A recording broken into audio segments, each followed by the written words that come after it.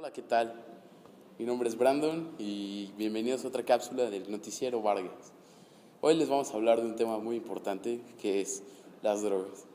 Bueno, como sabemos, las drogas son sustancias dañinas que afectan a nuestro organismo y existen drogas ilegales y legales. Y como todos sabemos, las drogas son un problema que daña a nuestra nación, es un problema mundial. Y ahora les podemos conseguir una entrevista con el licenciado José Reveles y el licenciado Jaime Contreras. Estos dos personajes han tratado con el tema del narcotráfico mucho tiempo en su carrera. Desde mi punto de vista, hay un impacto social severo, particularmente entre la gente de menos ingresos. La sociedad mexicana no es uniforme, por lo tanto no se puede hablar de un solo impacto social. Hay varios impactos sociales. Estamos hablando de que en los últimos 7 años ha habido más de 100,000 muertos mexicanos. Ha habido más de 1,5 millones de desplazados de sus lugares de origen por la violencia. Ha habido más de, algunos hablan de 50,000, 60,000 desaparecidos, pero oficialmente se reconocen 26,000 del sexenio pasado, ¿sí? Y finalmente muchísimas fosas clandestinas en donde están las víctimas. Llegó el momento en que mucha de la droga que se exportaba, ¿sí?, hacia los Estados Unidos se empezó a quedar porque empezaron a pagar en especie, ya no en dinero. Entonces mucha de la droga que viene de Sudamérica, que es cocaína, ¿no?, o las propias que se producen en México, que son marihuana, los derivados de la amapola, que son los opiáceos, y las drogas sintéticas que se fabrican pues, de diseño, ¿no?, esas empezaron también a ser pagadas en especie, y entonces había que crear un mercado interno para poderlas vender aquí. Por otro lado está la frustración de no encontrar trabajo, de tener un potencial productivo, pero no encontrar en dónde desembocarlo. Estamos viviendo, yo creo que esto es muy importante, lo que se llama el bono demográfico, en que por primera vez en una década tú tienes el mayor número de jóvenes entre edades exactamente las productivas, entre 17 y 32 años, por decirte algo, nada más que sin oportunidades de trabajo. Y eso implica que mucha gente se refugie en las drogas. Luego, no hay instancias oficiales que canalicen la inquietud de los chavos. Entonces, a veces los grupos pandillos, los grupos adictos o los que están cerca de la criminalidad, lo que hacen es darle sentido de pertenencia de grupo a los chavos. En Estados Unidos ya están permitiendo el uso de drogas con fines recreativos. Entonces México, que es un país que está compartiendo 3.200 kilómetros con Estados Unidos, seguramente entrará en esa discusión muy pronto. Y hay mucha propaganda que hace que los jóvenes imiten lo que hacen los traficantes, porque tanto en telenovelas como en anuncios se pone como gente exitosa aquella que se dedica a las drogas. Entonces, en la medida que Estados Unidos no avance más en la despenalización o en la legalización de las drogas, México no lo va a hacer. Pero no creo que se le vaya a quitar la violencia que conlleva la droga, sea legal o ilegal, porque siempre va a ser un negocio que permita que se peleen entre grupos. Aquí en México hay por lo menos 7, 8 peleando entre ellos por los mercados, por las zonas, por las rutas en donde se lleva la droga. Y aunque se legalicen, va a haber unas que no se van a legalizar. Por ejemplo, las drogas sintéticas son sumamente peligrosas. Más bien se tiende a legalizar la marihuana, la cannabis. Pero quedan todavía la cocaína, ¿no?, que viene de Sudamérica, no se produce en México. Y quedan, te digo, las drogas duras sintéticas. Y muchas que se están inventando ahora son de diseño y que son dañinas, son ultra agresivas con el cuerpo y con la mente. Eliminaría buena parte de la comercialización y por tanto de los cárteles de las drogas y por tanto al hacer las cuestiones totalmente legales obligaría a hacer una regulación muy estricta por parte de quienes están regulando, obligaría a un trabajo intenso de quienes sí debieran ser los que tomaran ese tipo de drogas, los que las consumieran y cómo las consumen bajo. Las propias autoridades, uno, no dan el paso porque no cuentan en su momento con una repercusión en términos políticos. Que preparado o no preparado, el problema es que no nos toca todavía histórica y geográficamente. México vive la tragedia, ahora sí que geopolítica, que antes decíamos nosotros, tan lejos de Dios y tan cerca de los Estados Unidos, donde nuestro vecino es ni más ni menos que la potencia mundial, pero además es la potencia consumidora. Es el mayor país consumidor de drogas. Sus jóvenes pueden ser más de 20 millones y por tanto ellos están caminando hacia la despenalización y hay varios estados, porque son independientes, ahí así como que se la creen lo de la federación, los estados están tomando decisiones y algunos ya avanzaron hasta permitir las drogas para todo tipo de usos. Son drogas blandas, hay que aclarar, no son las drogas más duras y más dañinas. México va hacia allá, pero no inmediatamente. Yo creo que va a ser de los últimos países que se incorpore a estas corrientes. También está propiciada por Naciones Unidas. Hay varios expresidentes latinoamericanos que están firmando un documento incluso para despenalizar las drogas blandas. Están Ernesto Zedillo de México, Enrique Cardoso de Brasil, Gaviria de Colombia, y es el mismo caso de nuestro expresidente Vicente Fox. También está promoviendo el uso recreativo de la droga, incluso está propiciando el negocio en tiendas comerciales de la droga. Se atreve a decir que incluso los capos de ahora van a ser empresarios legales. Entonces hay que producirla bajo control del Estado. Es que el gobierno no es un solo gobierno. Desde luego que hay un gobierno federal. Si te refieres al gobierno federal, obviamente su trabajo, y lo dice la Constitución, es preservar la paz pública, preservar el orden social, preservar la integridad de los mexicanos.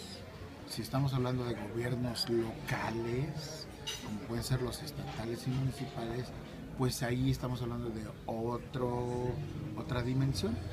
No puede existir ese negocio sin la participación de las autoridades o sin la cobertura de las autoridades, sin la complicidad.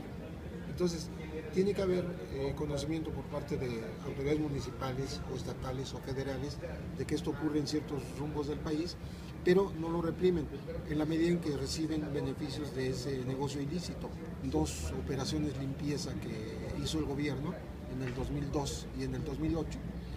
Si ahora volteamos a Michoacán, en donde han surgido los grupos de autodefensa, ahí mismo surgen porque dicen que ya estaban hartos de que los extorsionaran, de que les quitaran dinero, de que violaran a las mujeres, de que les cobraran piso por cualquier cosa, y que son traficantes de drogas, pero permitidos por la autoridad. Como la autoridad no hacía nada, entonces se crearon los grupos de autodefensa. Yo creo que es una mezcla de verdad y mentira, pero el fenómeno es real. El narcotráfico tiene cobertura económica, política, empresarial y de los partidos. Por ejemplo, se ha demostrado que muchas de las remesas que envían los migrantes mexicanos en Estados Unidos empezaron a crecer de 16,000 a 18,000 a 20,000 a 25,000 millones de dólares cada año, porque decían que a través de esto venían las ganancias ilícitas escondidas. Parte de quienes se dedican al narco, pues es la única forma de manutención. O sea, el campo está abandonado, o se van de migrantes o se dedican al narco, y el narco deja dinero. Y lo último, en el más reciente libro de Roberto Saviano, ahora hizo un libro que se llama 000.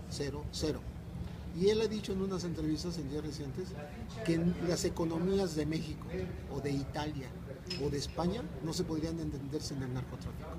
Hay dinero del narco en los bancos y los bancos son los que prestan dinero y el dinero que obtienen muchas veces es ilegal. Eso lo dice Saviano. El combate primero es bastante malo, bastante falso, fallido, porque se finge que es fingido, porque se combate ¿cómo? Capturando capos, capturando narcomenudistas y confrontándose en la calle con los narcos, con armas, ¿no? Y es todo. Pero no le quitan el dinero, o sea, la estructura financiera queda intacta. No le quitan la cobertura política de los alcaldes, de los síndicos o de los gobernadores. Y no hay castigo para los políticos que están involucrados en estas actividades y tampoco para empresarios que están involucrados con el narco. Tampoco hay investigación en las cuentas bancarias. Lo que se puede hacer es simplemente controlar el negocio ilícito y que no provoque violencia.